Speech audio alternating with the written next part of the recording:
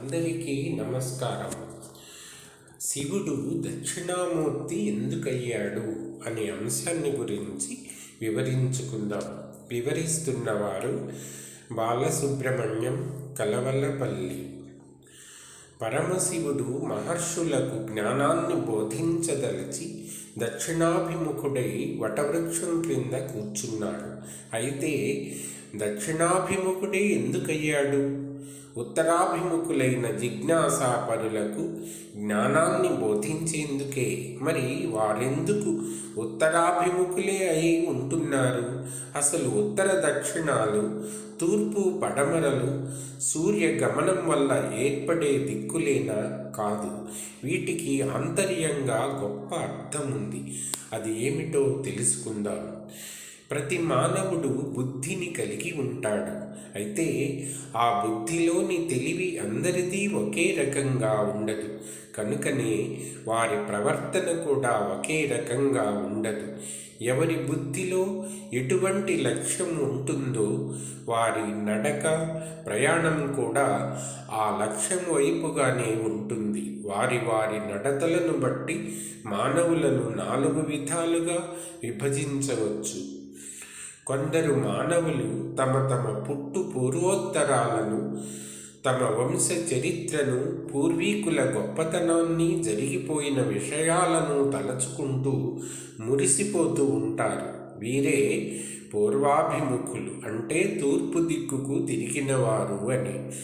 ఇక మరికొందరు మానవులు తమ భవిష్యత్తును గురించి ఊహించుకుంటూ, రాబోయే వాటి కోసం ఎదురుతెన్నులు చూస్తూ, ఎప్పుడు జరగబోయే వాటి గురించే ఆలోచిస్తూ ఉంటారు.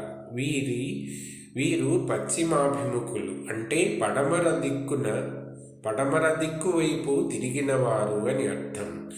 చాలామంది మానవులు ప్రపంచ ప్రమేయాలతో ఇరుక్కుపోయేవారు. జీవితం, ప్రపంచం, సుఖాలు, భోగాలు, సంపాదన అనుభవించడం అంటూ ఇందులోనే కూరుకుపోయేవారు. వీరే దక్షిణాభిముఖులు, అంటే దక్షిణ దిక్కు వైపు తిరిగినవారు. ఇక చాలా కొద్దిమంది మాత్రం పూర్వజన్మలో చేసుకున్న పుణ్యం కారణంగా, పెద్దల, మహాత్ముల సేవ చేసిన కారణంగా ఈ ప్రపంచ పరిమితులను దాటిపోయి సంసార జనన మరణ దుఃఖాల నుండి తరించి ముక్తులు కావాలని కోరుకునేవారు. వీరే ఉత్తరాభిముఖులు. ఉత్ ప్లస్ తరా అంటే తరించి పైకి పోవాలి అనుకునేవారు. ఇలా 4 రకాలైన మార్గాలలో ప్రయాణించే మానవుల యొక్క స్థితిని తెలియజేసేవి ఈ 4 దిక్కులు. ప్రపంచం నుండి తరించి బయటపడాలనుకునే ముముక్షువులే ఉత్తరాభిముఖులు. కనుక సనక సనందనాది మునులు జ్ఞాన పిపాసులు కనుక వారు ఉత్తరాభిముఖులు అని చెప్పడం జరిగింది. ఉత్తరాభిముఖులైన మహర్షులకు జ్ఞానబోధ చెయ్యాలి కనుక పరమేశ్వరుడు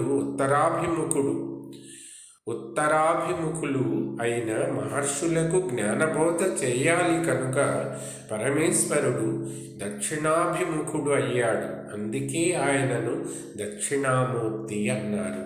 ధన్యవాదాలు.